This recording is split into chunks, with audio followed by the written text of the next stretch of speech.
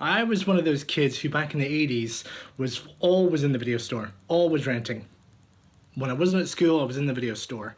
And I never realized in the 1990s, I got my chance to be the movie geek who worked behind the counter. I was the guy who people came to for recommendations.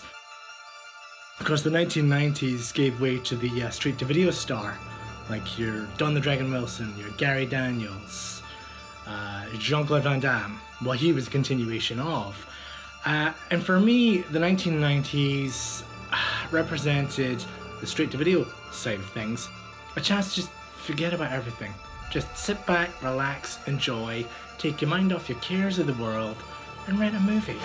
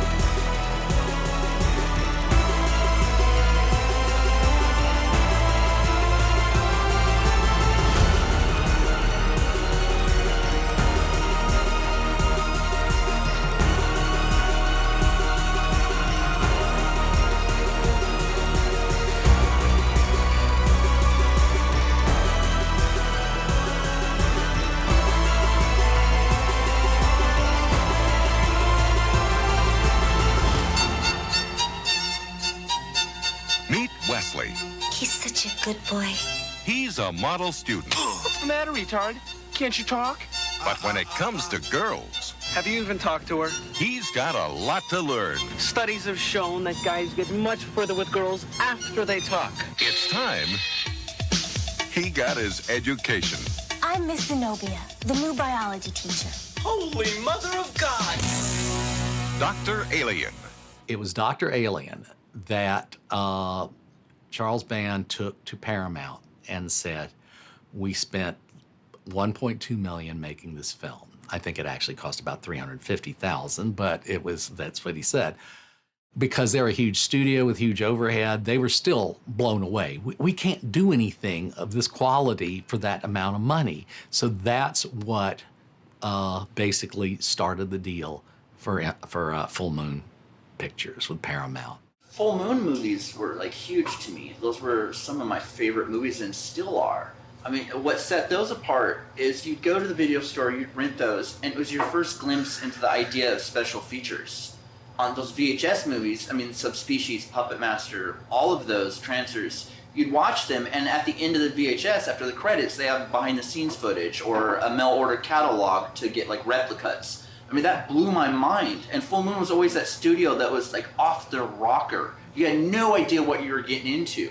You know, growing up, I was really into skateboarding and punk rock because I wasn't one of the cool kids. Horror movies and that kind of stuff was the only thing I had. I didn't have many friends. So in a lot of ways, Blade, Torch, Jack Death, those were my friends. I'd go home from school and I'd hang out with those guys every time I'd put in, you know, a Full Moon movie. I'd written the first draft of the original Puppet Master for Charlie. What happened was they brought David Schmoller in to direct the film, and while they were not going to go Directors Guild, they were willing to go Writers Guild, which apparently Schmoller was a member of. So he rewrote the script, and he did a fairly major rewrite on it. There's still some similarities to my script, including the fact that there's puppets in it. Charlie, what he wanted to do with Puppet Master 3 is he wanted a prequel to the first movie. And going back to whether it was going to be a period piece to World War II. Of course, the first film starts with the period, you know, kind of the bookends and all that stuff with William Hickey and everything. So I was like, okay. So I sat down and started really thinking about this whole thing as if we did a World War II, and that's when I came up with this whole thing, and David just embraced it like crazy. I said, let's make this, you know, Where Eagles Dare and Night of the Generals and all those great Pinewood Nazi movies of the 1960s. David would come over to my place. We'd sit there and we would watch these films, or I'd load him up with cassettes. He got completely, totally into it, got the attitude and everything else.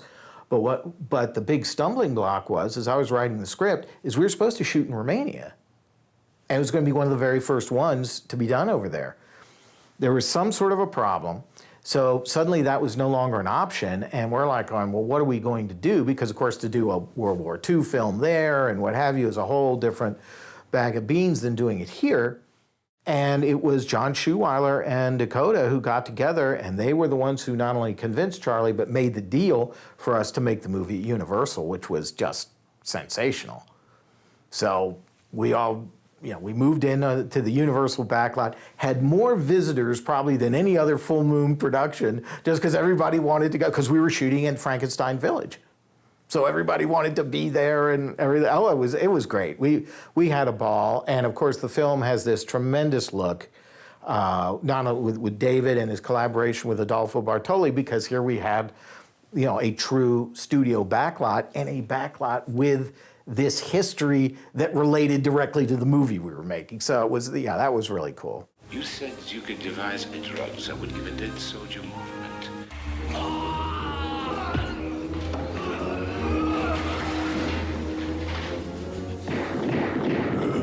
But Andre Toulon didn't need wires to make death move. This is exactly what we found at the Marionette Theater. And this will solve all your problems, Doctor. If I can get to Toulon, I know we can prolong the soldier's new life. But I must get to him.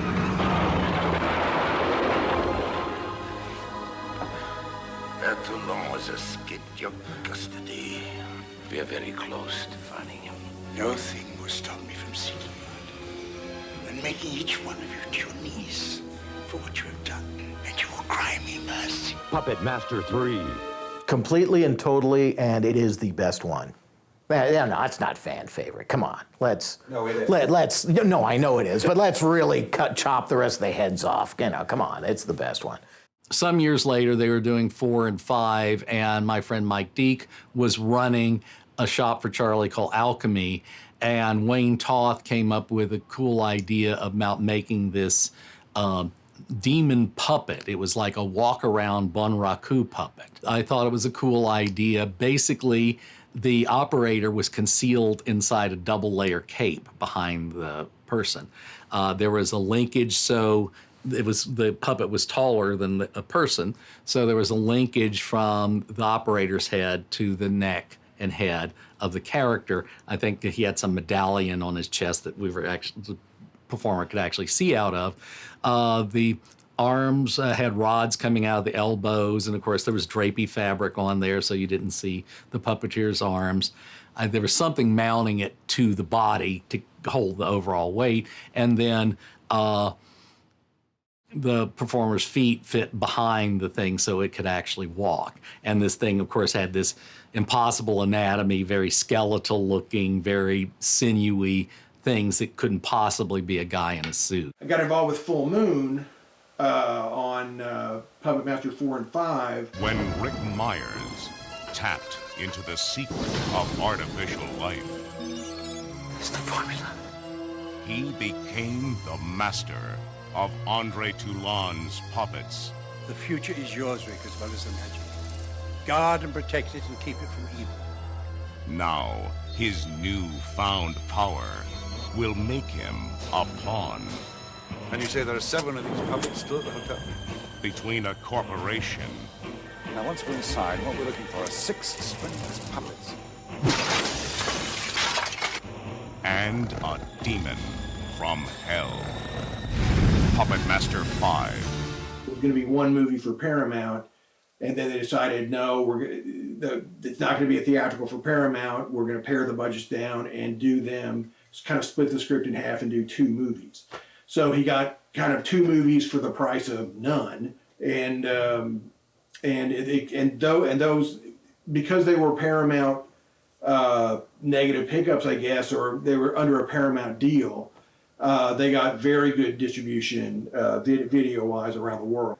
they were a hoot to make, and it was, the script had already existed for the theatrical movie, but it had been changed a lot through I think there are 5 credited, 6 counting Charlie, credited writers on the 2 movies, and we all threw our hand in, and the scripts, both scripts were an incoherent mess. So the only way you could have any fun with them is just to go nuts as much as you could within the context of the production. When Charlie asked me if I would come back and start writing movies again, I said, look, I really would want to direct again, or direct period, I should say. I had been asking him about this back in the Empire days. And in fact, I had come up with, believe it or not, with an idea to remake Not of This Earth. And this was, of course, I didn't know Jim Wynorski was doing it with Tracy Lords and all that stuff, so that was kind of happening. So that ended that, plus it was, owned by a different company. But when Empire, shut its doors, and then Full Moon, so I was like, okay, let's try this again. Trancers 3 happened for me as a director for really only 2 reasons: Albert Band and Tim Thomerson. Of course, it was Charlie's ultimate decision, but his dad completely backed me on directing the movie, and then Tim just he was amazing. Because he had been in a movie that I'd written already. So we knew each other, we liked each other, but boy, he just came in there like the flaming sword of Siegfried. And he was the series. A cop from another world. What's the matter? You never seen a cop before? And a nurse shrunk by aliens. Just the thing to drive G.I. Joe insane. Are teaming up with a big partner. She's a cop in trouble. For some deadly fun and games. Toys that come to life and kill people to help a demon from hell. You can go where those toys go. You're the perfect size to help me kick their butts.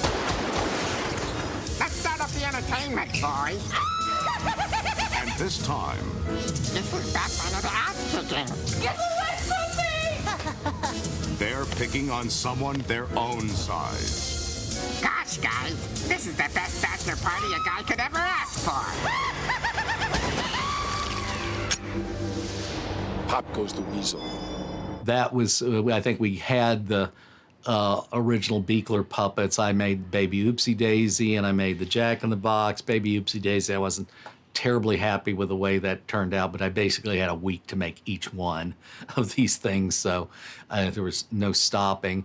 And then I also made a new character, which was supposed to be sort of like a G.I. Joe Action Man thing, which was a suit that was worn by Ted Haynes. I really like Dr. Mordred. I think it's just got some great stuff in it. Even though we were, again, working, very limited funds, there was so much in it that worked well. I really liked Yvette Neiper. I thought she was terrific, and we obviously had a terrific bad guy. You can tell every single department put everything into that. The art department, special effects, practical effects. I mean, Jesus Christ, what a glorious time to be alive in the 80s and 90s watching those movies. Parting is such sweet sorrow. Totally sucks.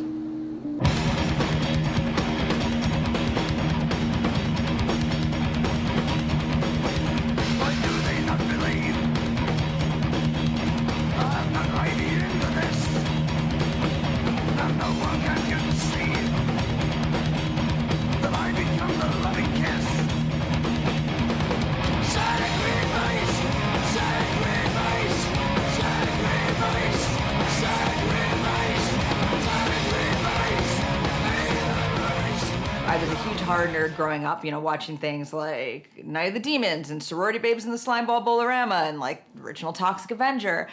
I would, just kind of watch these crazy movies on the weekend. Never in a million years was I like, oh, I can make these films, because in my head, these are Hollywood movies and you needed to know Hollywood people to do that, right? But where I went to school in Manhattan, there were a lot of actor kids that like went you know, were Broadway actors and whatnot, and they would read this paper called Backstage, and I was like, oh, let me see that, and there happened to be an ad for Troma Studios. They were looking for extras for their movie Tromeo and Juliet, and I was like, oh, that's Troma, like, oh my God, Sturf Nazis must die, like, I have to go. And so I cut school and I went down to the audition, and like, I told them all these stories about, you know, what a great actor I was, and they're like, what special skills do you have? I'm like, man, I'm like black belt in jiu-jitsu. I think I was like maybe a green belt in jiu-jitsu, and I was like probably like a triple black belt in street fighting, but like I certainly didn't have like, you know, it wasn't Bruce Lee. But they, I think, liked my bullshit or my excitement for the genre. And James Gunn, it was James Gunn's first movie with Troma, and Lloyd Kaufman were like, well, you know, you're pretty good funny or whatever. And they gave me the part of Peter, the bodyguard to the Capulet family, which I was, like, you don't understand. Like, I would have walked in the background of that movie and I could have been happy and just kind of went on with the rest of my life. But the fact that I had like a speaking part in it and I got to fight in it and, you know, have stunts go wrong, obviously, because I really didn't know jiu-jitsu. But it was a dream. It kind of was, it's the only reason I'm still in the genre. Well, we began Troma in 1974, so by the 90s we were considered a major independent movie studio with movies like The Toxic Avenger, and I think the 90s for us was the time that we moved from The Toxic Avenger and Class of Nukem High and Troma's War. We moved into Shakespeare with Tromeo and Juliet, and we added more and more genres to our distinct Troma touch. Troma movies are not really genre movies. They're, if anything, they're a Cuisinart of genres. They combine horror, science fiction, comedy, politics, Shakespeare in the case of the movie we just finished, also Shakespeare's Shitstorm, which we just finished shooting.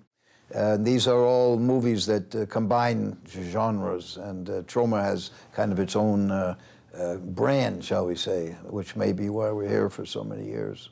Give up the fight for truly independent cinema. By the time the 90s came along, the VHS was going away, and so was all the independent video stores. Again, I'm a little hazy on it, but it seems that an evil empire called Blockbuster put everybody out of business, and then they in turn went bankrupt.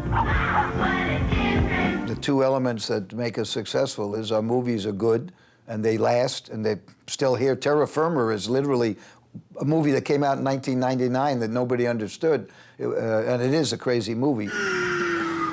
Terror Firma. What we got here is your basic serial killer. You know, your killer's choices of victims indicate some sort of personal animosity against you and your company. Family values must be saved. Yeah, right. Where's the blood? Where's the blood? Damn, where's the blood? We're dead! No! This is a Troma movie! That guy is really dead. These movie people are disgusting.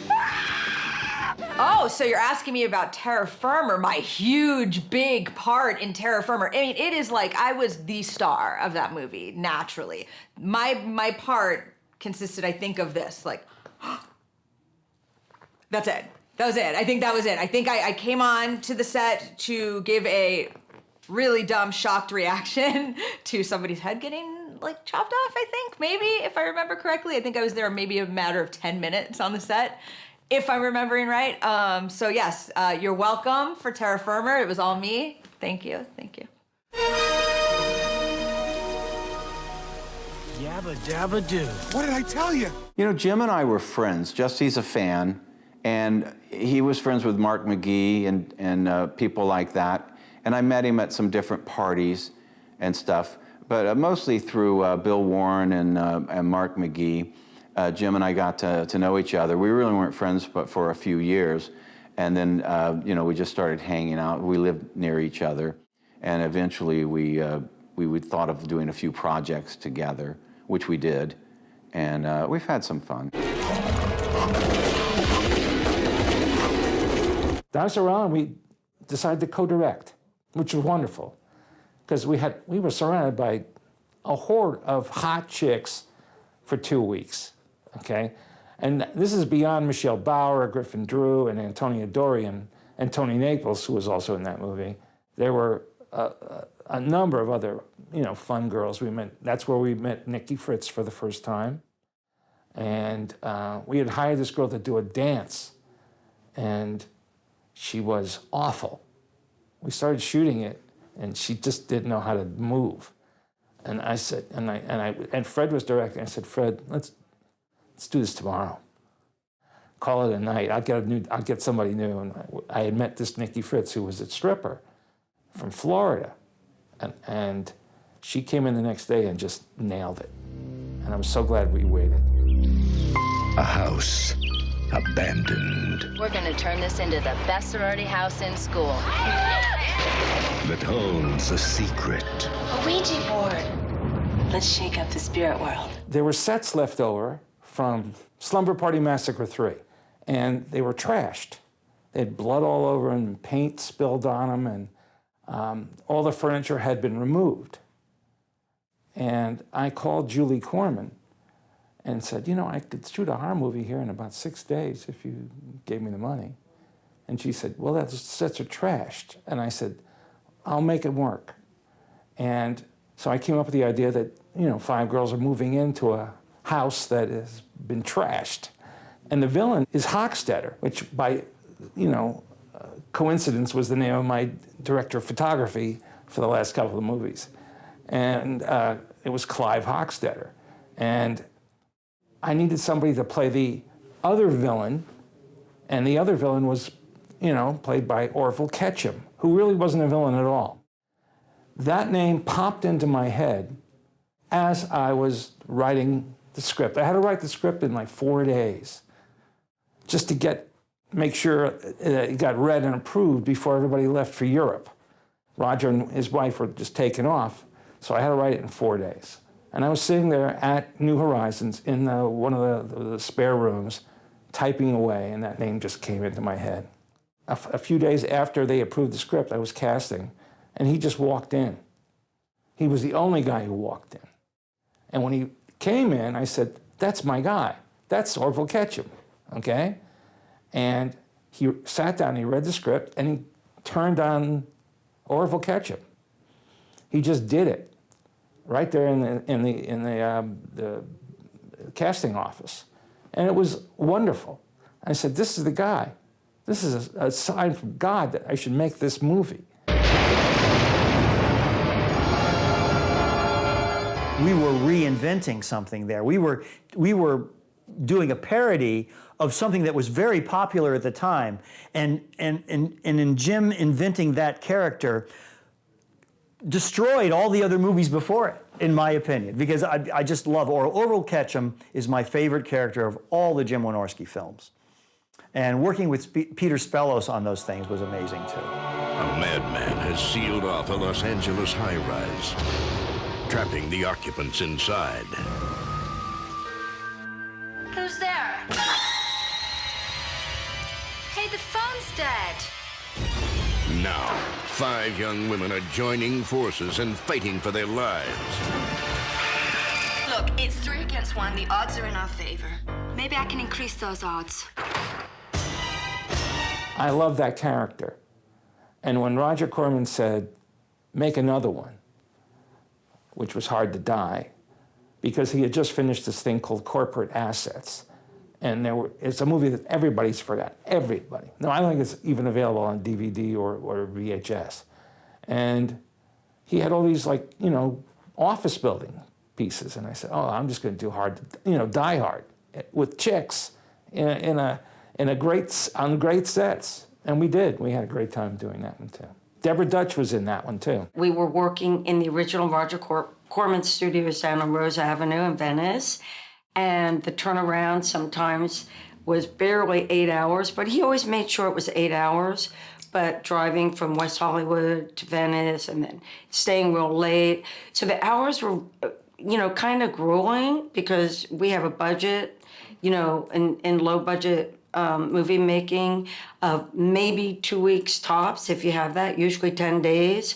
And I had a lead role, co-star role, so it just was boom, boom, boom, boom, boom. So as long as you showed up early, before your call time, so you made sure you were completely set ready, camera ready, knew your lines, hit your marks, and weren't a problem, Jim loved you. We had squibs on us because I get killed by a machine gun. And we were in the warehouse where the guns are, and Jim goes, and it's towards the end of the movie, so we had to stay on budget. And with the special effects of squibs back then, you know, this was a big deal because blood would spatter all over and everything like that. So you can't mess up. You just can't do it. So Jim goes, okay, Debbie, there's gonna be one shot there, one shot there, one shot there with the AK-47, one shot there, one shot there, one shot there, one shot. And when the shot's there, it hits you in the chest and you fall back. And I said, okay. He says, okay, camera rolling. Boom, boom, boom, boom, boom. And I went and I made a mistake. I did not do it on time. He's like, cut. No, Debbie.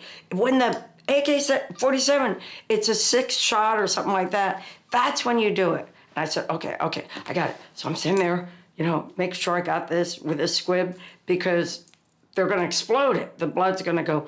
So you go, bum, bum. I messed up the second time. The third time, I said like, oh no, this is it. Third one, it's gonna be it. So boom, boom, boom, boom, boom. I went, bam, fall back on my back. My feet go straight up in the air. I scream, of course. And Jim goes, cut, and the whole place cracked up. When you see that scene, I literally bounce, my feet go straight up in the air, and then I go dead.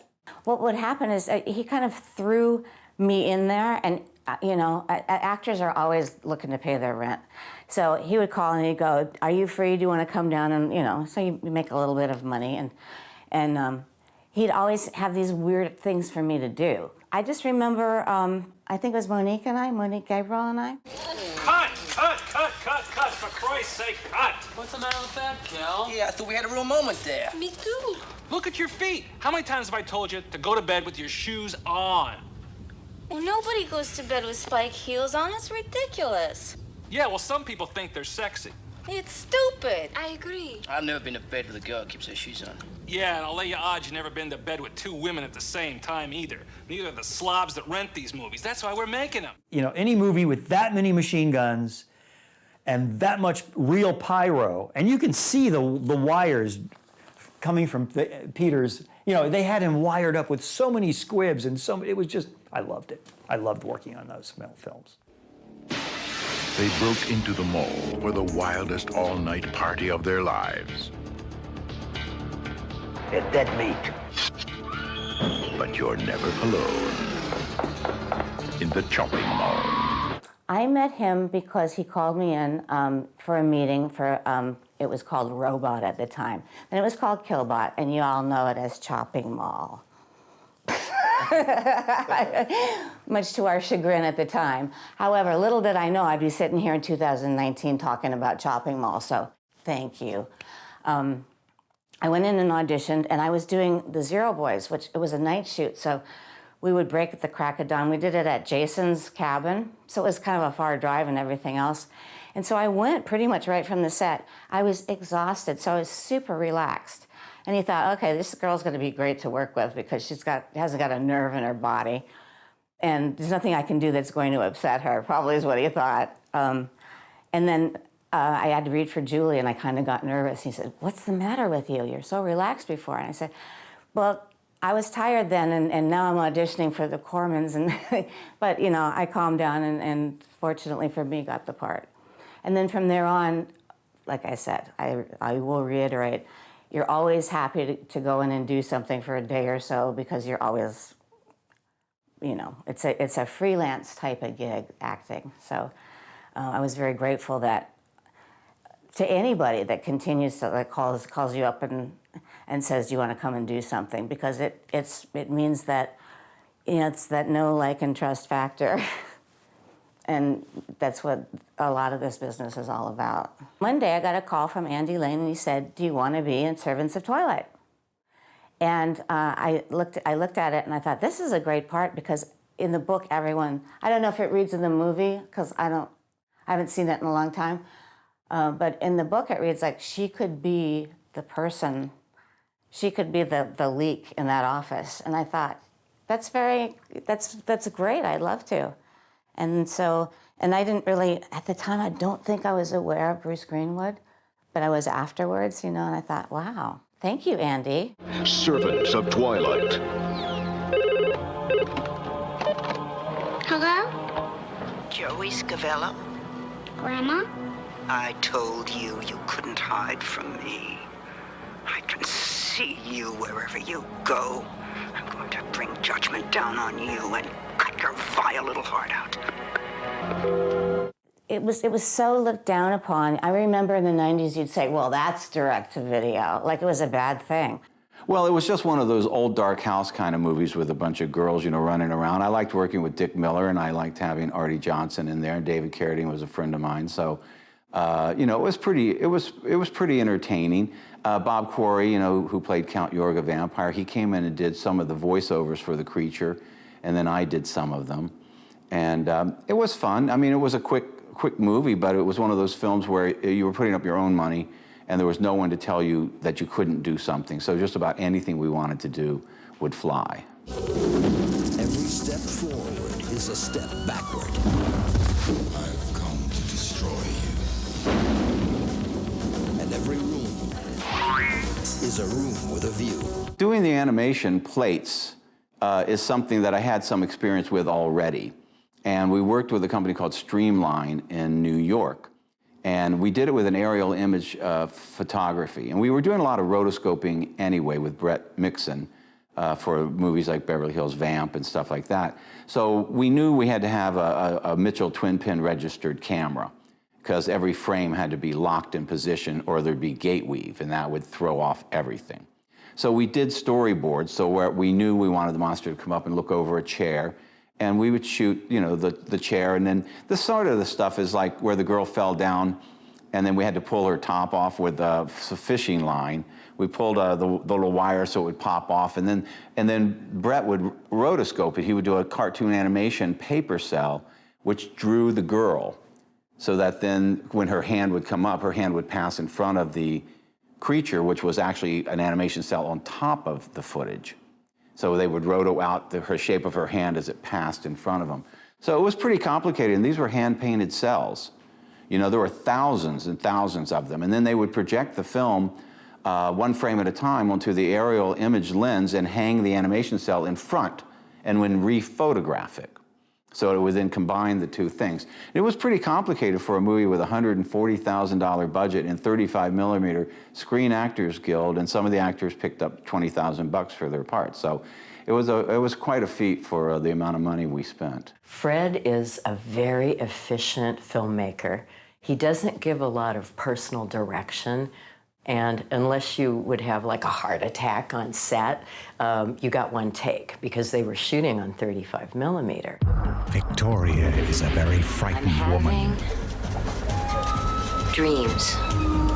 Dreams that won't let me sleep. Nightmares. Most of the time, I'm being buried alive. One of my favorite movies was Haunting Fear. Probably around 1991, I think it was. It was the biggest part I had had to date. And when Fred handed me a script, I thought it was for the role of the secretary, but he's like, no, I want you to play the lead. So I worked with Jan Michael Vincent and Karen Black and Robert Quarry. I was in practically every scene, and it was one of the first movies where I go from being a victim to kind of being a villain. And I didn't die in the end. That was something unique and different. I am very, very fond of that movie. I wish it would come out on DVD because it never has. Haunting Fear was a movie that was made in this same house as Evil Tunes. Same sets. You see him go into the cellar where Dick Miller's dead, and you find Dick Miller dead. That's the same cellar where the guy's body was buried in spirits.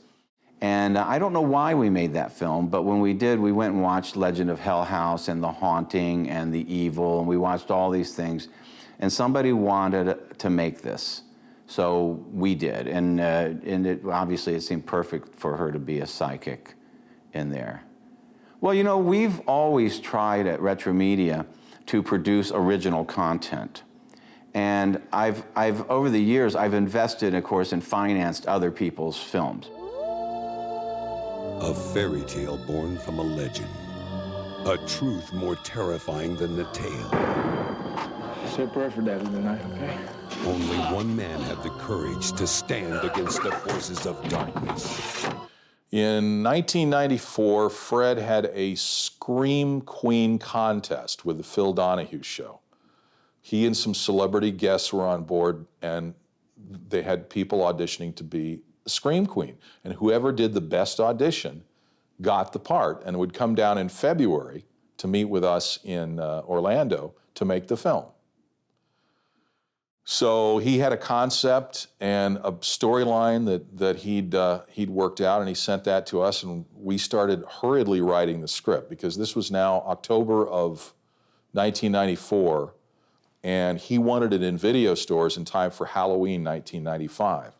In those days, it was still a 4 to 6 month turnaround after you'd finished the film just to get all the promotional stuff ready, to get the deals set up and everything else, get the release scheduled. So we were literally on a time clock.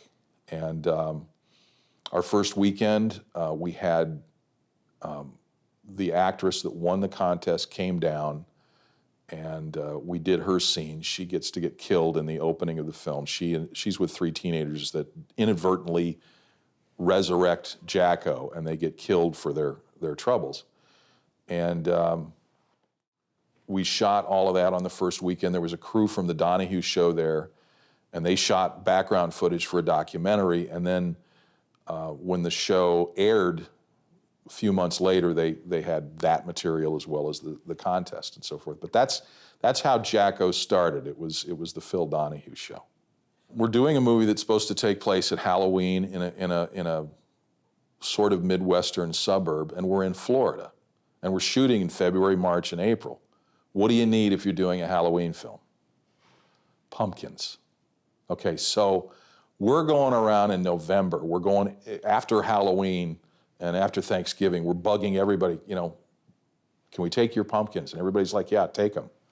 And I'm storing them in my garage, which is also the neighborhood we filmed in. My house was at 1764 Water Beach Court, Apopka, Florida. We shot all around my house, all around the neighborhood, infuriated the neighbors when we shot night scenes because we were keeping everybody up. But I'm keeping all of these pumpkins in my garage. And I was warned that pumpkins rot from the inside. And if they get to that point where they'll seem solid, but if you just bump it lightly, the whole thing's gonna collapse, and the smell is horrific. So we're taking all these pumpkins and we're shellacking them, so that hopefully they'll keep for 2, 3, 4 months while we shoot that film. So that was tough. The shoot itself went reasonably well. It was just a logistical nightmare. We had a sequence. We did it one entire day.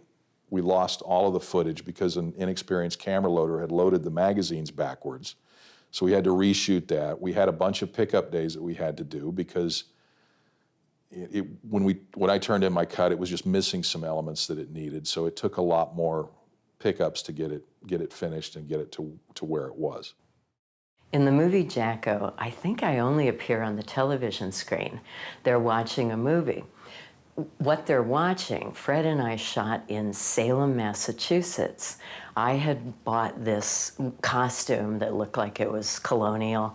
He brought his Bolex camera on the plane, and we shot in graveyards and old buildings in and around Salem because he was planning to make a movie called The Coven and have it be like a girls' school that is into witchcraft.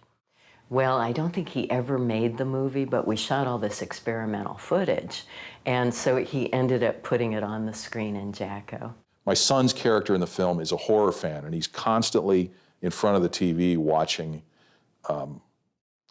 horror films. And so one of the films he's watching is The Coven with Brink Stevens. And Brink kindly also did some dialogue looping so that it seemed like more of a movie that he was watching, where her character is talking.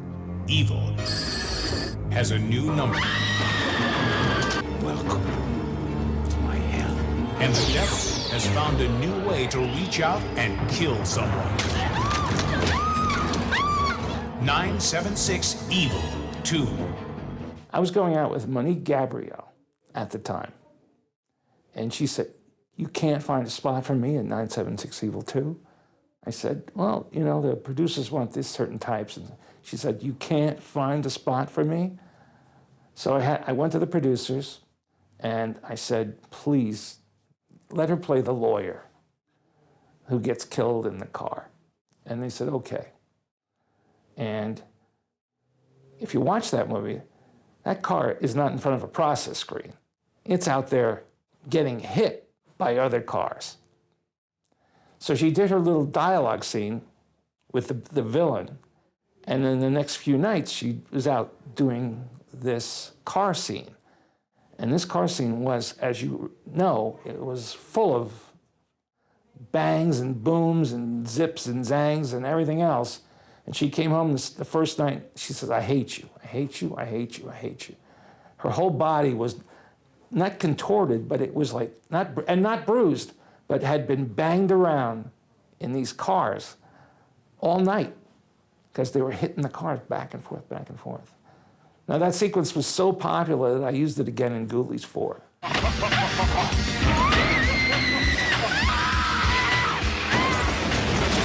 I'll go back in time to the actual physical things that used to happen when I got a score.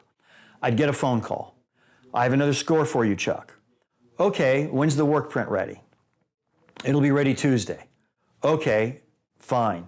It would come over as a VHS tape or 3/4 inch tape, and I would take a look at it, and then the director would come over. We would sit down and look at it. I would take notes. The notes down through, as I've done a lot of scores, the notes got lesser and lesser through scores. It was like, we don't even use a notepad anymore. At least Jim and I don't. Jim and I don't even spot the movie anymore. He just hands it to me, or he finishes it and I start it. I've done almost all my films in order. You start at the beginning, you do a main title, you use your themes from the main title throughout the film, and then you end the movie with either a song that someone else supplies, or you do a version of the opening title for the end. Now, sometimes Jim asked me not to do that, like with, it was a Tower of Terror or Sorority House Massacre. One of them, he said, "Do a spaghetti western." Of course, whenever Jim gets bored with the score, he says, "Do a spaghetti western." And I would always do a spaghetti western because, I love them too. And so I would always love it when Jim would say, "Make this a spaghetti western." So that was the process back then. Come in, cassette, look at the cassette gets synchronized via time code with the box, and each time you started the movie to write a piece of music, you had like a 5-second pre-roll that you had to wait for it all to sync up. And then once it's all sync up, you can play it against picture. And you had a few seconds to do that. And then you go back and you start that whole process again. I like working on set. I like making the pictures happen. I love the process of making movies, but there's nothing better than sitting there at 3 a.m. in your underwear, smoking a joint, scoring a film. Ghoulies 4 was an interesting film because I had just thought about the Ghoulies franchise, and suddenly Paul Hertzberg at Cinetel said, "They want another Ghoulies. Would you like to do it?" I said, "Yes, but I don't want to do it with those little models. I want to do it with two little people in costume. But I do want Peter Lapis, who was in the first one, so that mine is a direct sequel to number 1, because I like number 1. And if I had Peter, I could do a sequel, a true sequel. And so we got Peter and Stacey Randall, who played the villainess, and it was a lot of fun to make. And they let me do odd stuff. A lot of stuff that normal producers wouldn't let anybody do. But they said, "Go ahead, do it. It's a comedy." So I did it, and it was a lot of fun. In the time of witches, in a place of evil, Morella Locke was put to death. Now she's come back. Call me mad if you will, but my wife has returned to take possession of my daughter. Edgar Allan Poe's The Haunting of Morella. When I was in Haunting in Morella, you know, I had just done Playboy, so I had come from New York on Broadway. I was a actor. I'm not going to take my top off. I'm not going to show my boobs, for anything. I'm a real actress, I don't want my. And I bumped into, Jim actually and I socially, knew each other, and he said, well, Debbie, I'd love to use you in my films. He said, but let me know when you're ready to pop your top. I said, pop my top? And I said, oh, okay, Jim, I don't want to get involved with all that. And so then I got into Playboy, and so I called up Jim. I said, Jim, I'm ready to pop my top. Oh, I loved working on Evil Spirits. It was amazing working with Karen Black.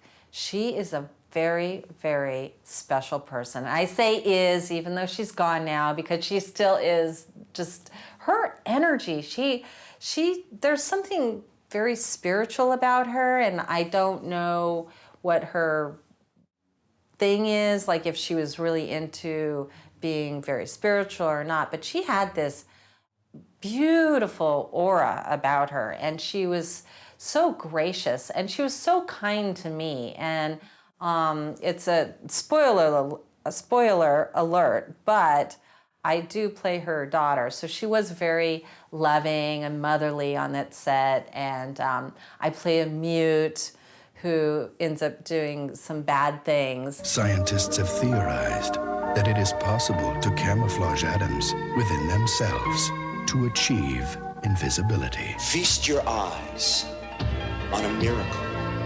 These theories have now become realities. Yeah! Yeah! Everybody thinks Kevin Dornwinkle is strange. His mother thought so. You're grounded for a year. So do his students. Is this guy for real? I'd be willing to do anything for an A. Even his colleagues think he's wacky. And they laughed at me! At me! But ask Kevin Dornwinkle what he thinks is weird. With this injection begins my erection.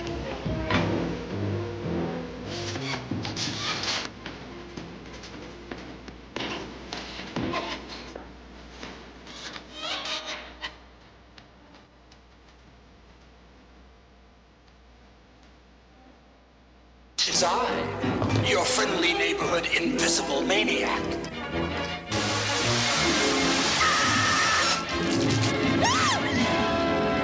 The Invisible Maniac. One of my all-time favorite films from back in the 80s, 90s era was The Invisible Maniac. Okay, directed by Riff Coogan, AKA Adam Rifkin, or vice versa. Now he's known as Adam Rifkin. So I remember I was waiting to go into my audition at this nice office building. And I was, again, playing a teenager, even though I think I was maybe like almost 30, if not 30 already. So I just, for some reason, and it had nothing to do with anything, I was sitting there reading my my sides to audition, and I just decided, I'll put my glasses on for this one, just to do something different. So because I was reading for, at least I'm not sure if I was actually reading for the character that I was cast as Betty, or if I was reading for another part. I can't remember that. So I had my glasses on. I did the audition with my glasses on. And then I really wasn't expecting to get cast. So just because I thought, there's a million people auditioning for this thing. But lo and behold, they called me up and said, we would like you for the role of Betty, the nerd. And I was like, yay, the glasses was a good choice. So that was really fun. I enjoyed that one. Riff Coogan. First of all, that's a phony name, okay? His real name is Adam Rifkin. And when I met him, I mean, we were both sort of territorial about the movie. You know, I felt like it was mine because I was making a sequel. And of course, he was going to put his imprint on it. And we really worked well together. I mean, you're so busy doing the thing that you don't really have time for a lot of discussion. You know, he would say, I'm going to do this. And I'd be like, fine, that looks good to me. You know, so we weren't, there was never any conflict at all. Larry and Brian thought they'd planned the perfect bachelor party. They took care of the booze. They took care of the boss. Yes! They took care of the girls. Women, women, women, women, women, women!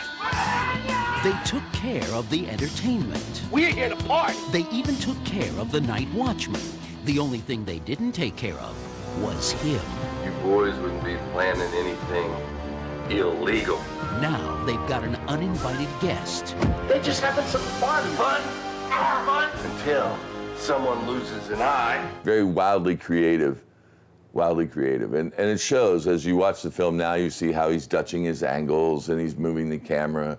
And there's a lot of inventive camera work. Adam Kane, who is a great cinematographer, was the shooter on that. So our thing was always, I would come up to him and say, is it spooky? And he'd go, it's very spooky. And so then we would shoot the scene. Psycho Cop 2. You know, I'm beginning to suspect foreplay. It's not what it looks like. You're drunk and disorderly. Well, hello there, officer. You're under arrest. You have the right to remain dead. There's something really wrong. Anything you say can and will be considered extremely strange because you're dead. You have the right to an attorney. Why aren't they dressed? They're dressed. They're just dressed scantily. So maybe I should just let you go with a warning. Let's get the hell out of here. Is everything okay up here? Suspect is blonde and considered extremely stupid. You understand these rights? Miles David Dougal as the hapless yuppie nerd. Roderick Darren as the life of the party. 1993 Penthouse Pet of the Year, Julie Strain as the bombshell in the keen leather chaps. Barbara Alexander as ace accountant Sharon Wells. And Bobby Ray Schaefer as Mr. Law Enforcement himself. Police Officer Joe Vickers. Adam recruited all of these local drunks and, I mean, street people to be in the movie. And so we were filming the clubbing scene, and there was one guy, I could smell him. You know, he smelled like alcohol and vomit and trash, and he's not pulling the punches. He's just wailing away with his plastic wiffle ball bat. I mean, really, really hit me hard. You know, finally I grabbed the bat. I'm like, Adam, who is this? And he goes, he looks great, Bobby. So I was like, get him the hell out of here. He doesn't know what he's doing. He's hitting me. So we had to film it again. I don't know why that footage didn't work. But then later we shot it outside of a strip club in the valley. And, it's a pretty famous scene because of the Rodney King parallel. That was what was happening right then.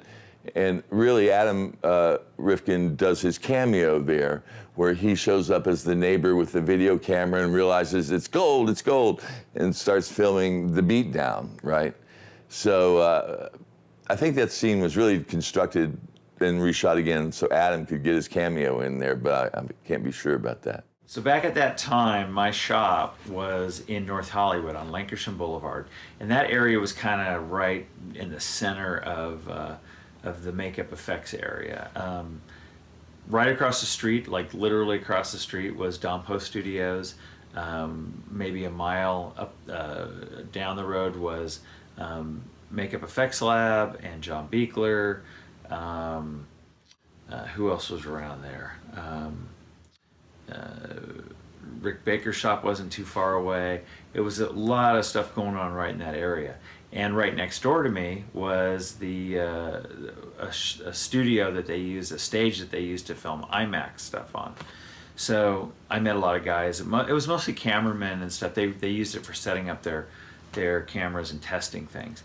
And I met a cameraman who was getting ready to do this movie. He was going to kind of produce the effects, all the effects for this movie called Dolly Dearest.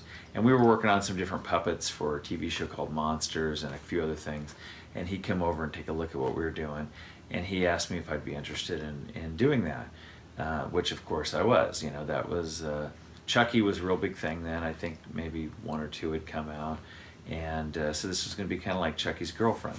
Lower budget version, but still sounded like it was going to be a lot of fun. This is the doll your daddy's going to make in Mexico.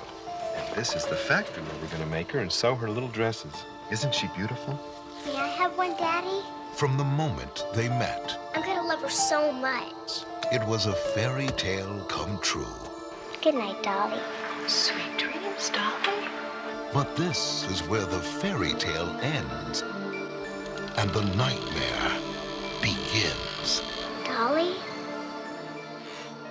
There were makeup effects, creature effects, puppet effects. We had a whole bunch of different things working in that movie. And we actually shot, and I kind of unofficially got to do some second unit directing because of the puppets and how we had to shoot it.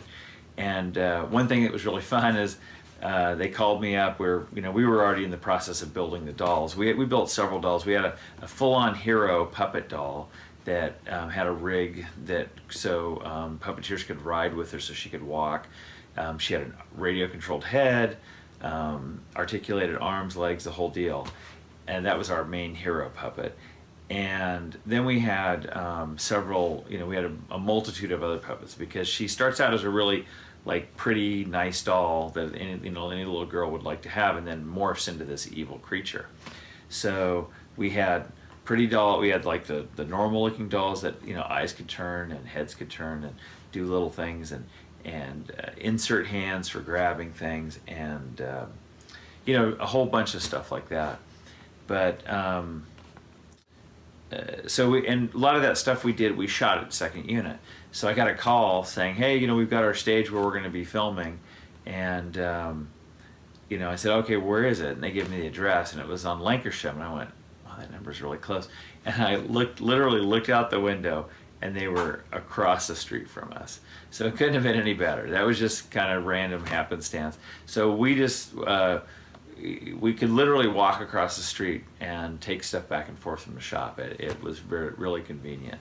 And we shot a lot of the insert stuff there. We shot a lot of stuff in the location. There was a house in Covina, I believe it was, that we shot at. And but a lot of the stuff where it was going to be more intricate, and we had some sets built in this soundstage across the street. It was really a warehouse converted into a soundstage. And we shot quite a lot of stuff. And then at the end of the movie, after we wrapped, while we were getting into post, the guys that hired me, who were the producers of the effects, got into, I guess, a bit of an issue about additional funds, and they thought they did more work than they got paid for, and it got all into the legal thing. And a lot of the stuff that we filmed ultimately didn't make it into the movie because it was tied up into this legal thing, and which never got, I don't know whatever happened with it, to be honest with you, but it certainly, it wasn't resolved before they had to release the movie. So there was quite a bit of stuff that never even made it into the film, which was pretty sad for us. We did all that work, but it was a lot of fun. Denise Crosby was in the film, Sam Bottoms, who was her husband, and Rip Torn, who was this he was an archaeologist. He's the guy that released the demon soul that inhabited the doll.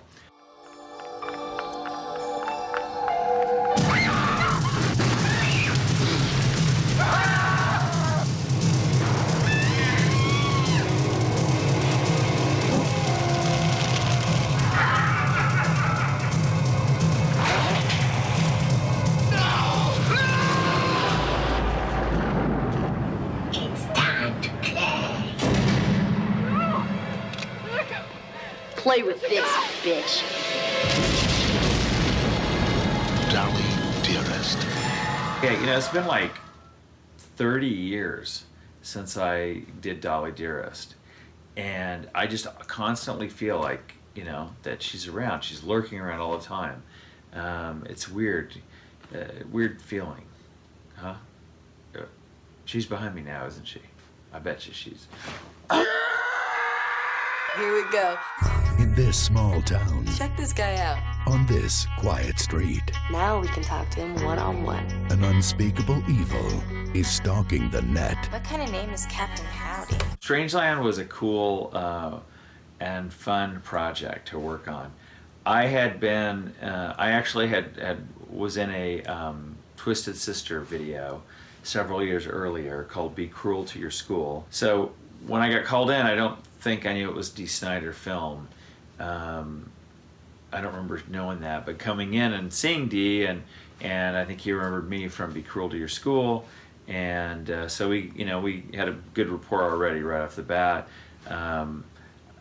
You know, I really liked the concept of what he was doing. You know, it was pretty new at the time because the internet was kind of new, and that kind of messaging and stuff, which is now everybody does on their phone.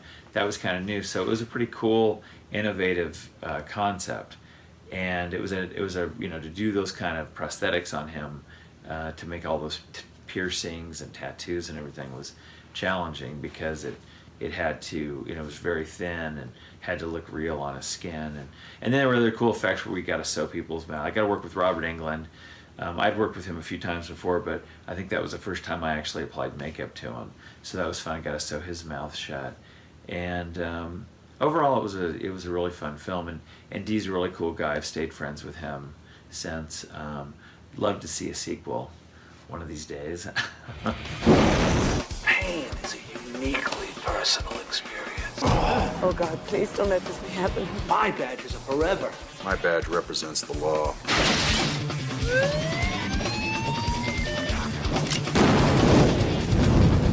I'll kill him. Trust me. That's better. You always remember your first film. I'd done, before the film in high school, I'd done 2 shot on video, you know, straight to video. I mean, I'd never released until, actually now, The Vinegar Syndrome released Murder in Winter, which I did as a senior in the 80s. But it was my first professional film, so in a way it was very easy because I actually had a crew and a cast that wanted to make the film versus just friends fooling around, and I was doing everything on those little movies, so I was finally had support on the film. I was, I think, the youngest person on the set, and the lead actor who I went to high school with, Craig Peck, we were both like 20 at the time. Everybody else was older. But I planned it out. I did a shot list. I was prepared, and everybody, you know, understood that I knew what I was doing because my father was producing the film, but they could see that I was making the movie, and I had a very strong vision on what the film should be. This place is great. Where's the bedrooms? Why don't I take a nice stroll down that dirt path into the woods late tonight, all by myself? Ooh, I think I stepped on something.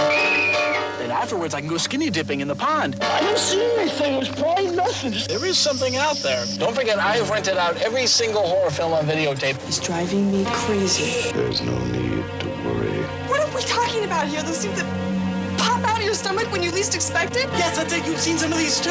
There's no need to fear. There's nothing out there. That's where the rest of the chicken was. Yeah, no more dinner for me. Hang on a second. There's nothing out there. Did you hear something? Oh, I know I heard something. In the opening of the movie, there's a stunt where the girl, there's a scene in the video store, which that was actually added. That was not in the original version of the script. The video store opening, I'd seen Lethal Weapon 2. And I loved the fact that they began the film in the middle of a car chase. And I thought it'd be really fun to start the film in the middle of something. So we started in the video store, and we found a real video store, and we shot in Pacific Palisades, New York. And there was a real store that the guy let us use. And those were all the video boxes in there. And I thought it'd be great to have kind of this nightmare sequence where she's being stalked by somebody, something, and all the video boxes are there. It's great. Sort of don't show the titles so everyone who's a fan can be like, I know that movie, you recognize all the titles. And then she wakes up in her car and then drives off the road with a big stunt and then gets attacked by the creature. So it had like a double opening. The car jump we had a stunt driver who did that. We built the ramp and everything. It was like a park, I think. And there was a bet about how far the car was going to go. And of course, the winner was the driver, who wound up hitting the ramp going like 45 miles an hour versus 30 and landed on the camera. Pulled the plug just before, but you can see the shot coming in. So that was like, oh, that was an expensive little stunt, but looks great on the film. This is one of the original, I think they only did 2 or 3 of these creatures that we destroyed, most of them in the movie. One had a little animatronic, so it breathed a little bit and the eyes kind of blinked a little bit.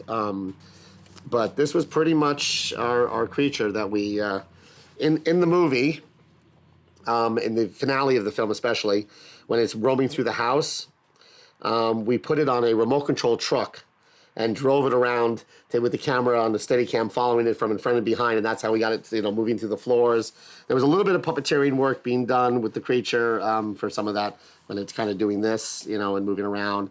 But the tentacles, green slime, and yeah, this was all created by Scott Hart of Magic Effects Studios back in '89, and it's made a few appearances on tape, but hasn't been seen too often, and it's amazing that it still holds up as well as it does. There was a longer tail. I do have the tail in another part, but the tail did eventually fall off because it's, But this was kind of one of our stunt creatures that was sort of salvaged in the movie, and because we burnt one up in the stove at the end, and they took a lot of abuse. Your friend's brain has been sucked dry. And I say we set a trap. Your lights, hit it with your lights!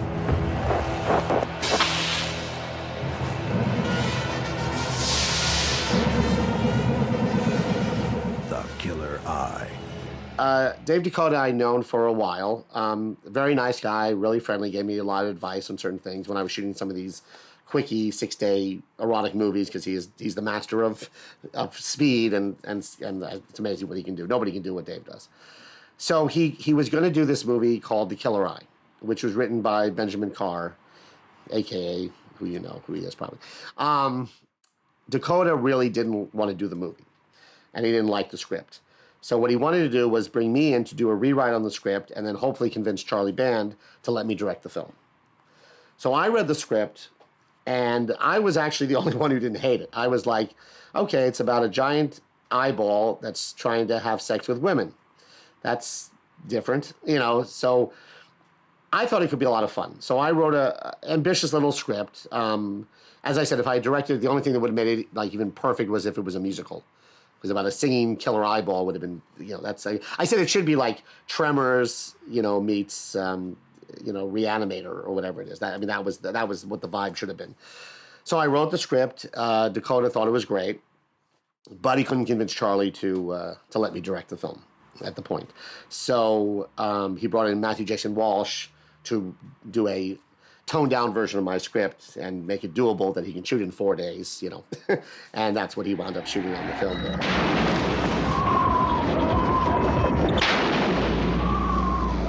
Bolted doors and windows barred.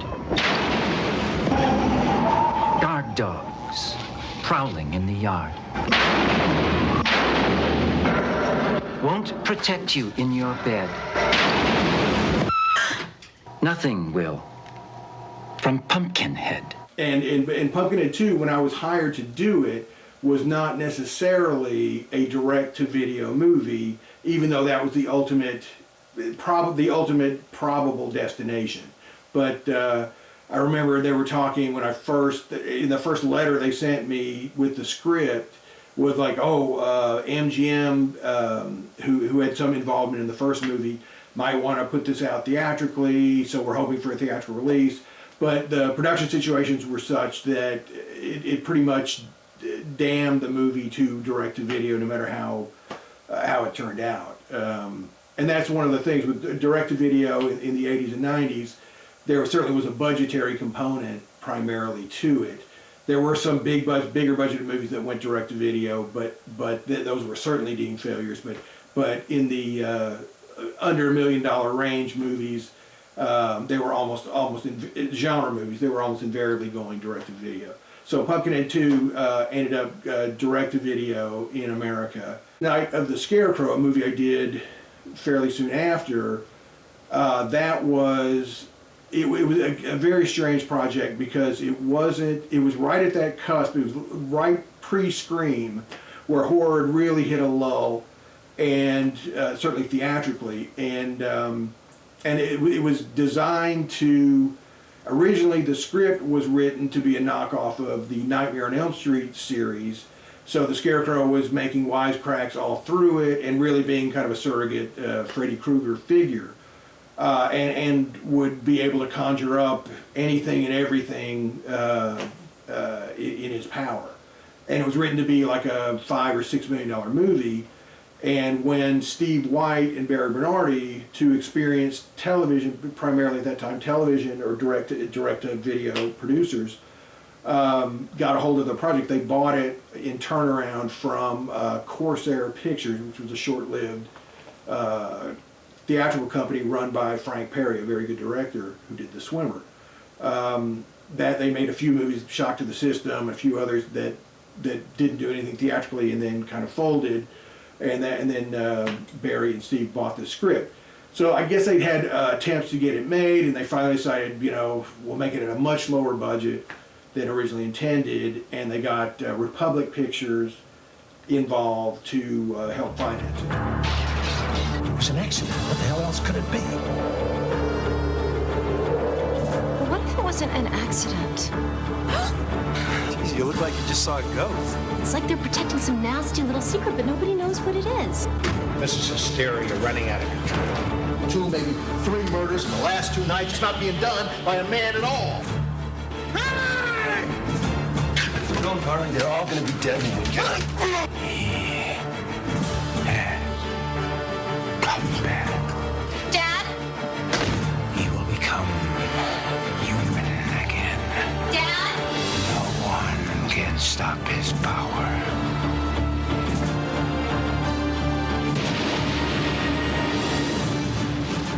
Republic Pictures was owned by Spelling, and it was kind of this weird entity where they had done some direct-to-video Amityville horror movies, sequels, and it kind of like reviving the brand, because Republic was a very, in the 40s and 30s and 40s and 50s, a well-known studio that did primarily kind of cinema fodder for the masses. I think there's a scene in that movie where someone gets stung on their butt by a wasp or something like that, and it was a girl in the film, but they made a mold of my butt for the close-up shot of the thing being done, and I remember that very well. Someone made a mold of my butt in the phone booth, and of alginate real quick, and I think there's a giant rat in that movie too. And we made a giant rat tail out of hot pour vinyl, and it was attached to a chain, which is basically the same material that dildos are made out of. But the movie's pretty inventive. It has a lot of really cool, creative ways that they came up with to make the haunting new and fresh. And I think there's even like a father, a corpse of a father that keeps coming back, and he decays like more and more throughout the film.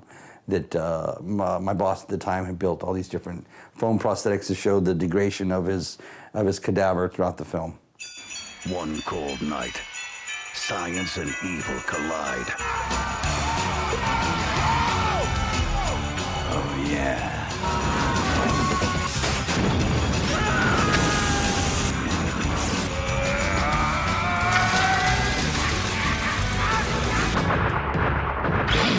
Now, a serial killer is on the loose. We hadn't even tested the acid on an amoeba, let alone a human cell. This is a disaster. Look, I just saw something that doesn't belong in this world, and it's out there killing my friends. Now tell me what it is. Jack Frost. Screaming Mad George had been hired to do all the makeup effects and the snowman costumes for that film, which was a low-budget film. And his foam fabricator, I heard he refused to make a snowman. He didn't want to make a snowman. That's what I heard. I don't think the guy just quit for no good reason. His good reason was, I don't want to make a snowman. So Mike D called me and he said, hey man, can you help us out on this? And I said, sure. So we made at least 2 complete full suits. We made upper bodies thing. We made puppet heads, including ones with big icicle fangs on it. We made a thing for the end where it was supposed to be melting, but melting back into a human face. So it was, and for some reason they didn't use that. I thought it looked kind of cool. But all arms and gags and so forth like that. I never went. I went up. I think I went to the Lincoln Heights jail, or one of the places they were shooting the prison scenes. But I never went up to Big Bear or wherever they were shooting.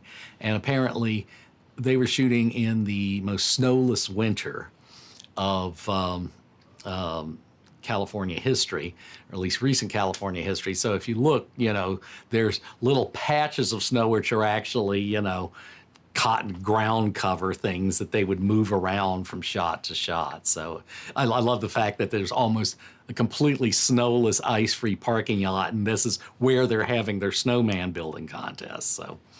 But anyway, it was an absolutely silly film, and it was made for a great first Total Fabrication Christmas card because we have a snowman, for God's sake. And also, it was also fun because I remember had just gotten DirecTV, and apparently their listings constantly confused the Michael Keaton family film by the same title with this, and I would switch it on. I said, no, that's not the G-rated film. Some parents are probably going to be a bit upset by this. It's Christmas time again in Snowmonton, and they want to get away from it all. It was exactly a year ago that it happened. And that's why we should be somewhere else for Christmas. Another beauteous day in heaven, eh? Welcome to the Tropicana, your last resort before paradise. This is a job for Captain Fun! But there's trouble in paradise. Oh no, not the scary dude. Scary dude's already here. Let's see, Jack Frost 2, I worked on set for a couple of days. It was shot here in the San Fernando Valley in the middle of summer, and the whole thing takes place in the winter.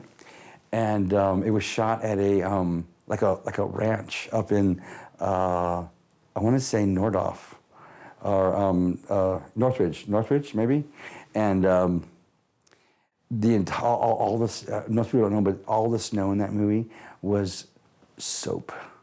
And they had these machines that they would like make all this sudsy soap all over the place. And it was shot in the middle of summer.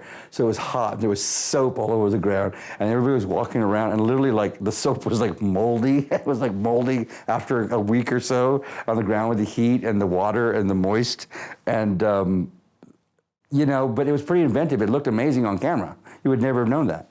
And I just remember coming in for some of the kills, helping my boss at the time build this giant icicle that like impales a lover or two lovers or something like that, and puppeteering some of the there were killer snowballs, I think, little like gremlin like little killer snowball puppets, and helping the stunt performer get into the costume for the main killer snowman. And I do remember that they had a giant carrot nose that they used to drop on a miniature ship at the end, a miniature boat at the end of the movie.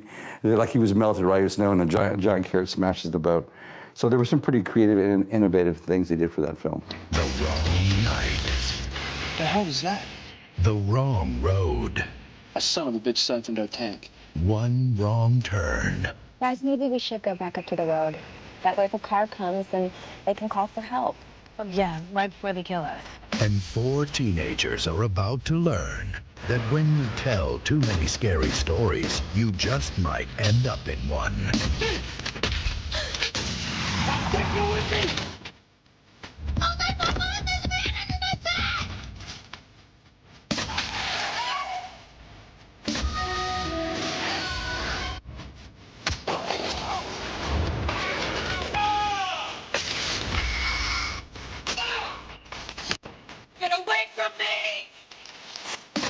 they stop you, you lock your doors and wait for sunup. How bizarre was that?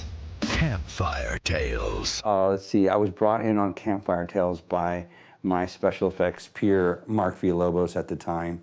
And he's like, Joe, come on with me to set. We're gonna do this bloody scene, bloody sequence. And I came in for one day, and it was a scene in a cabin, I believe, that is completely destroyed. Like it looked like a massacre had been taking place inside. And at the time, the set was custom built by the art department, and it was shot on location. But I believe the set was built inside of another room on location. So someone had come in and like literally put a wall over another wall and walls over these walls and brought in furniture to make it look like a cabin and whatnot. I don't know if the pieces were rented or they were, built by hand, but there was this iron stove and there was all kinds of stuff in there. And the director was like, okay, this scene I want to be the bloodiest scene ever. He's like, put some blood on the wall. So we looked over at the art director who had built this beautiful set, and we're like, we're gonna put some blood over here on the wall. And she's like, okay, but we have to clean it. We have to keep it clean. I have to shoot it clean tomorrow. And I'm like, okay, so we go put some blood on the wall. And the director's like, no, I need more blood than that. I need some blood over here, and then I need blood over there. So I went back, I remember we went back to the car to get like another 2 gallons of blood, and we emptied it on the walls. And the director came back and he goes, I still see blank spots. I need it to be blood all over the walls. And I looked over at the art director, and she just in the nicest possible voice all she said was, but it has to be clean for tomorrow. And we went in and filled in the rest of the wall. And I have a picture. That's like my memory from that. Just a picture. We destroyed this beautiful set with blood. I didn't go back the next day. I don't know how they were able to clean that up or what happened or how they shot that. So.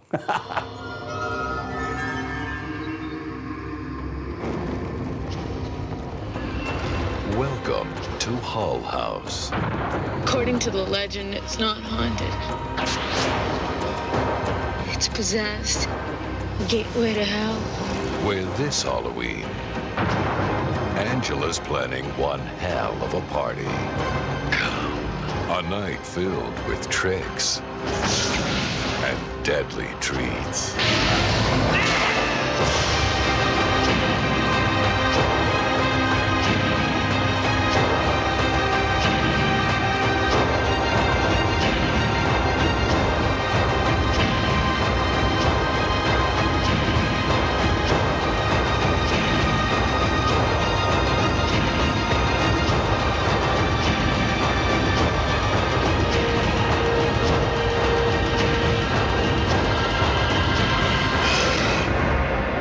Of the Demons 3. I remember there was like a giant long like serpent tongue that comes out of Angela's mouth at one point and goes through the back of someone's head, I believe.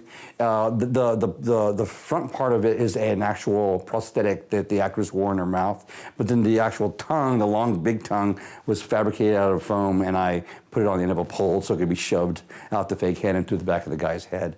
I do remember when I wrote it and then talking to the director by phone, who had not seen the first 2, and I could tell he had no feel for the material. He hadn't seen the first 2. He was going to take this script, which was a Night of the Demons script, which I went back and read Joe's first 2 scripts, Night of the Demons 1, and copied the feeling and the dialogue and the characters. So it was like a high school romp with a lot of blood and gore and nudity. And this guy was trying to make The Exorcist. And it's like, some secrets should never be learned. Some borders should never be crossed. Some games should never be played. Witchboard 2. What happened was Republic Pictures picked up the rights to the original Witchboard Night of the Demons for video distribution, and they were both such big hits for them that they commissioned that same company to make 2 sequels to Witchboard and 2 sequels to Night of the Demons. So this was the first time they didn't have to go out and raise the money themselves. Republic gave them the money, and basically they became producers for hire. So they made 2 Witchboard sequels and 2 Night of the Demons sequels, and Witchboard 2 was the first. So they did come out in some theaters, like in very niche markets, but it never had the wide release that the original Witchboard it had, obviously. Limited to my hometown, I think.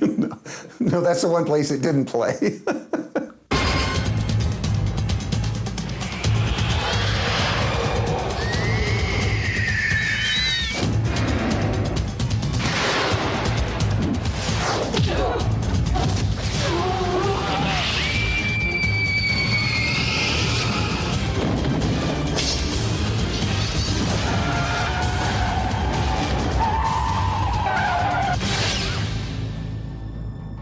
The guys who made Witchboard and Night of the Demons got hired. Now that they were producers for hire, they were getting hired by other companies. Trimark, because of their success with Leprechaun, wanted to do a Pinocchio film. And they had found a script, and they were gonna make it. And they were gonna make it for like 1.5 million. But the guy who wrote the script was a first-time writer / director, and he was convinced this thing was the next Gone with the Wind, and he wouldn't agree to do it if the budget was less than 3 million. So I think it was called Bad Pinocchio. I don't remember who the writer was, or I read it, and not a fan. It was pretty silly, but I wasn't a big fan of the Leprechaun films either. I know that's sacrilege to all you Leprechaun fans out there, and my brother did do the score for 2 of them, but I'm not a big fan of the Leprechaun films. And Trimark had asked me to, tried to get me to do part 2 and then part 3, and I turned them down. So I think this was their way. So when that fell through, when the Bad Pinocchio fell through, these guys at Paragon were kind of gonna be out of work now. So they really quickly said to Mark Amin, well, you know, this guy doesn't own the rights to Pinocchio. We can't do his script, but we could still do a killer Pinocchio film. And Mark said, yeah, but you know, who would, and they said, what if we get Kevin? And he was like, you'll never get Kevin, because he keeps turning down the Leprechaun films. So they came to me, and I said I would agree to do it if it could be more like magic and less like child's play, because I didn't really want to do a child's play. I'm not a big fan of the killer puppets. As a matter of fact, I would never have written and directed Pinocchio as a spec ever. It was because it was a work for hire. But I said I would be interested if I could do it more. It's a psychological thriller, and at the end you don't really know. And they were like, oh, they weren't crazy about that. And I said, here's what we'll do. In the final scene, she gets hit in the head and she sees the Pinocchio doll attack her. But then at the end we say, well, she had been hit in the head, maybe she imagined it and it was really her daughter attacking her. I said, that way you still get the attacking Pinocchio for your trailer. But I still get my ambiguous ending, and they wanted a killer puppet. So that was the compromise we made.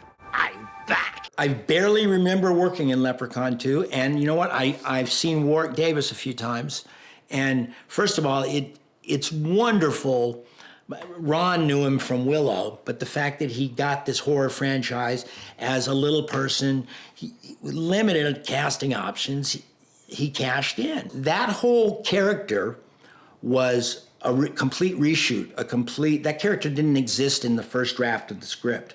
And I actually auditioned for the movie and didn't get a role. The director, Tony Randall, I never really talked to him about it, but I never got the call, and Dad worked on it.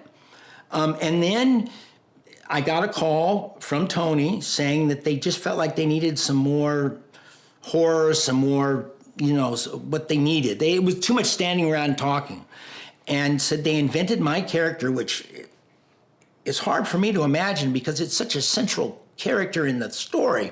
But the idea is you never really saw the Ticks, how they got steroided up, you know, and so you meet me. And we shot all night, and it had to have been 32 degrees out in Malibu, because we were out in Malibu Canyon. And it was sure nice to have that makeup on, because it makes you a lot warmer.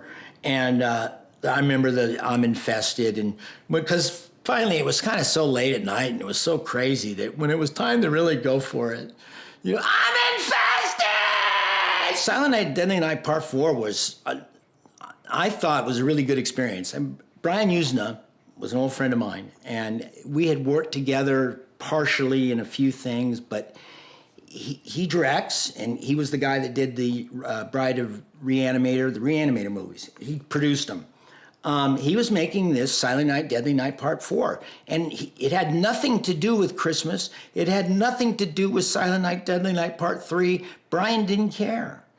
And there was a guy named Screaming Mad George who did the special effects, and they were just a lot of gooey, kind of slimy creatures. And I played a homeless guy that was sort of the henchman of these witches. I went and got a 12-pack and was drinking it. I was playing a homeless guy. I could afford having a little buzz. And I remember the production manager took away my 12-pack after I had 3 or 4, and that really pissed me off. And I went and bought another 12-pack the first break I had. He's really a good actor and very easygoing on the set. So when the first Silent Night, Deadly Night movie came out, Santa Claus was the killer. That's not right. There are lines that you don't cross, and that's one of them. You don't make Santa Claus a killer. And I vowed, all of 29 years old, well, I'm never gonna do a Santa Claus killer movie because that's not okay. That is not okay. You can't cross that line.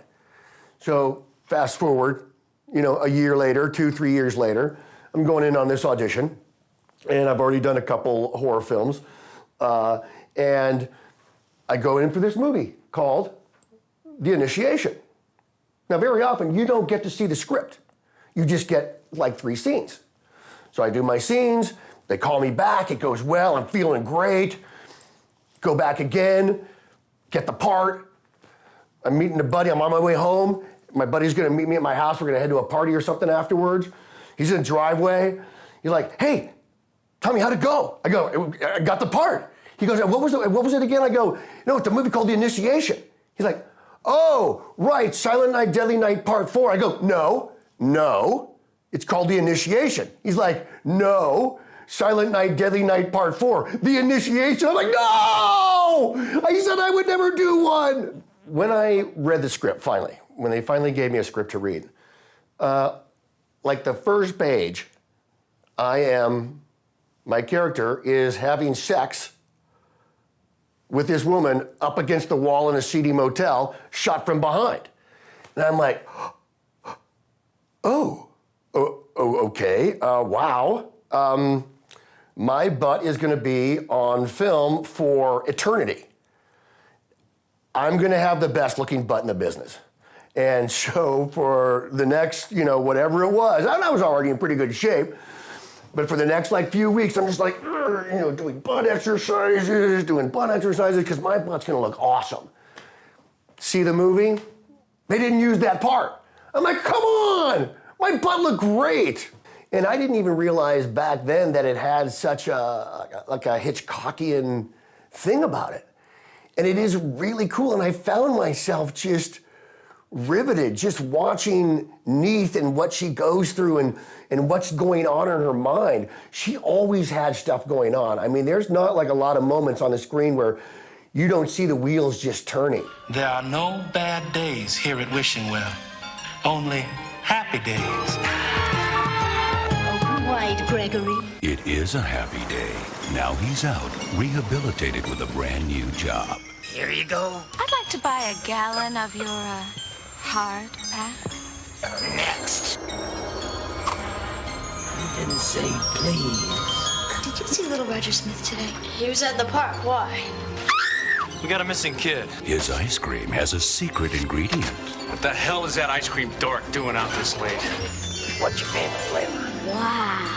Always so kind to the little children. I brought you something special. Ooh, sounds yummy. I know that you told me before on the phone you didn't believe I'd actually watched it the whole way through. Is that your general attitude on it? Well, yeah, I would have $50 a $50 bounty, a prize. If anybody can prove to me that they just will sit and watch it just straight through, waste 2 hours of their life watching the movie, I'll give you $50. I've never really had anybody step up and do it. They've talked about it and they say they've seen it, but to actually say, no, I'm gonna watch it and I'll put it on tape or something that I'm watching it and you get $50. I had a blast making it. And Norman and I are really close friends, the fellow that directed it, and it was an important time in my life. And getting to play the lead was something that you know, actors, it's what we strive for. I mean, all actors dream of, you know, being the matinee idol, and you know, I wasn't going to be the matinee idol, but I want my sirloin.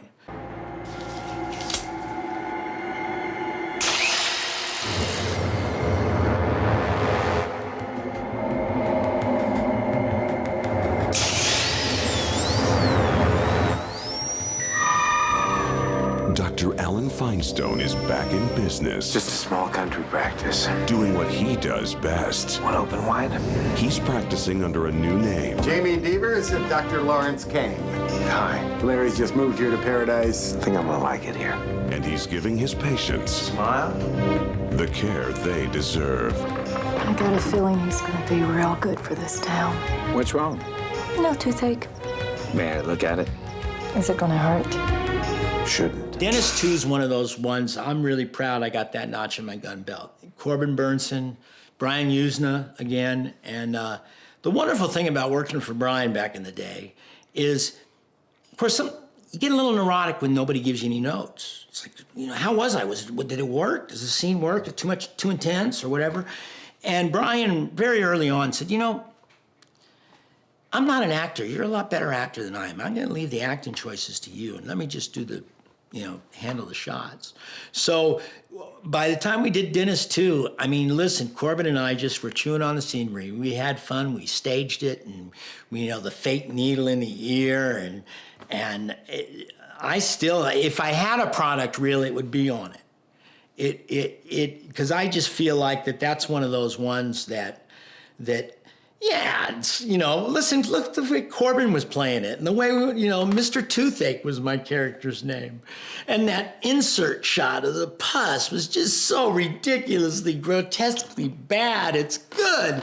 It just summarizes that movie, that era of that time. 90s horror is great, and a lot of that came from the direct-to-video movies. I mean, Dr. Giggles. Return of the Living Dead 3. Cool, like she kind of reminded me of a bit of a Angela, Night of the Demons, Mila Kincaid, kind of just cool and sexy and badass. And then it's like when she had to start shoving glass into her face and needles into her fingers, you're like, holy shit, this chick is crazy. And she's cool and she's still sexy. I think kind of with like the death of DVD and like video store movies may have been like the death of the Scream Queen. Just because like the genre is much bigger now, but you don't have that thing, like you're not going to Netflix just to search for a Tiffany movie anymore, or so-and-so, like, you know, where you used to go to Blockbuster and you'd like go, oh my God, look at this, she's in this one, and she's in this one, and she's in this one, and like those were the things, like you had much smaller pool to choose from, so obviously people like me, you get elevated more. Now it's like billions of movies on Netflix and billions of movies on Hulu, and it's like you don't have enough time to watch everything. So I don't know if the term really still exists as much. All those years when I was making the films in the 80s and 90s, I had no idea the breadth, I don't know the word, of where these films were going, of the people seeing these films. I had no idea that these films were being seen across the country, and there was all these people who love these films. I have to tell my fans, thank you. Thank you for everything, for all these years of honoring me as a Scream Queen and watching me as a horror actress. I couldn't have done it without you. I love talking to you guys on social media, and I look forward to seeing you at the conventions and stuff like that. And I couldn't be able to do anything that I love to do without you. So thank you very much. I love you. That was my childhood, and that was some of the best years of my life, discovering all those movies.